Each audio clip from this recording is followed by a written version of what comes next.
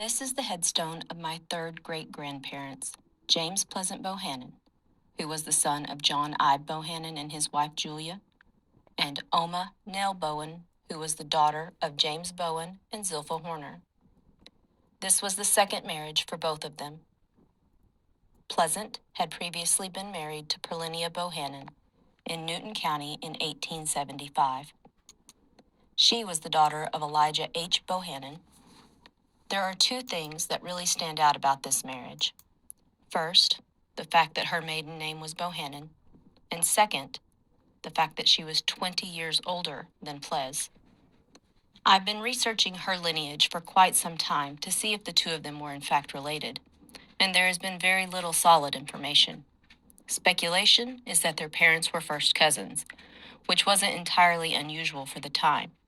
However, what is unusual is that the surname Bohannon seems to come from the maiden name of two sisters, Susanna Suki Bohannon, Eli's mother, and her sister Hala Bohannon, John's mother. Ples and Perlinia had no children of their own, and I'm uncertain what became of her after the 1880 census. But by July of 1881, Pleasant and Oma were married in Newton County, Arkansas. Oma had been previously married to David Horton in 1873 at the age of 16. They had two sons, William T. and John Robert Horton. I also don't know what became of David Horton, as the only record I have for him at all is his marriage record to Oma, who was going by the name Nellie Mooney. When Oma was only 5, her father, James Bowen, died during the war, and when she was 8, her mother remarried a William Robert Mooney. An interesting fact is that the marriage between Oma's mother Zilpha and Mr. Mooney is recorded on the very same page as my husband's third great-grandfather, Quincy Bell, in Webster County, Missouri. Many families fled north to Missouri during the war to escape the escalating violence of bushwhackers. Zilpha's family specifically endured great loss at the hands of bushwhackers. Her father, Spencer Horner, was murdered, as well as her brother, William Riley Horner. One story that is told is that her husband, James Bowen, was working in a field near Fallsville when bushwhackers came through. Supposedly, they beat him to death, and Zilpha was said to have held his head in her lap as his brains oozed out. However, military records state that he died in a hospital at Crystal Hill on the 12th of August, 1862. The story told about Zilpha's father and brother is that William Riley Horner went AWOL and returned home.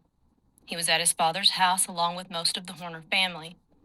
The family was enjoying dinner, but they were concerned about bushwhackers, so they sent some of the children out to watch the road.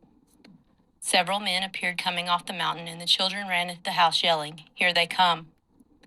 William bolted out the back door, hoping to cross the potato field, and disappeared into the woods. Spencer recognized the men as neighbors and went into the yard to talk to them as the family watched from the house. They were in no mood to talk. They shot and killed Spencer where he stood and chased down William. They caught him in the potato field, pistol whipped him, and according to Spencer's daughter Sarah, crushed his privates, then left him for dead.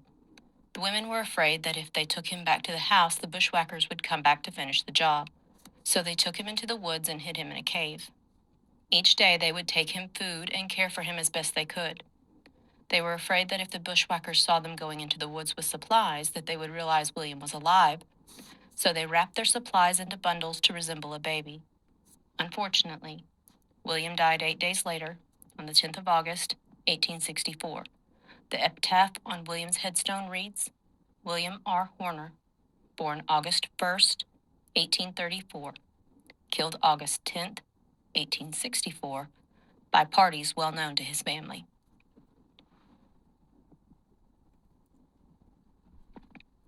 Ples and Oma were the parents of 6 children.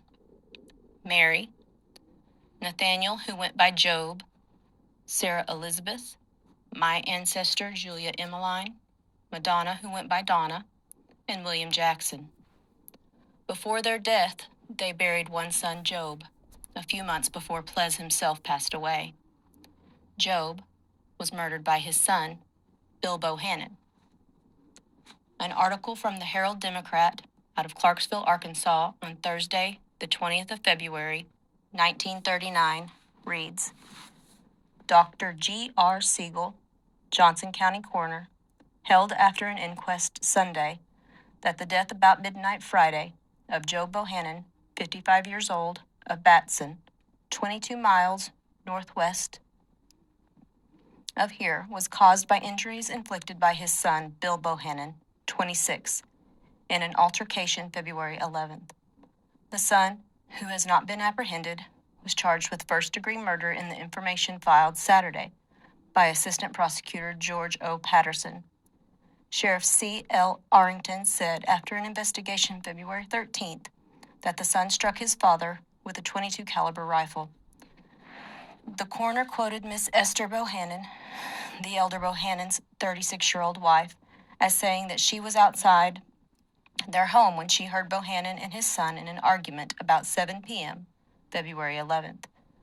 Dr. Siegel said Miss Bohannon told him she heard a scuffle ensue, and when she went into the house, she found her husband unconscious on the floor and the son gone.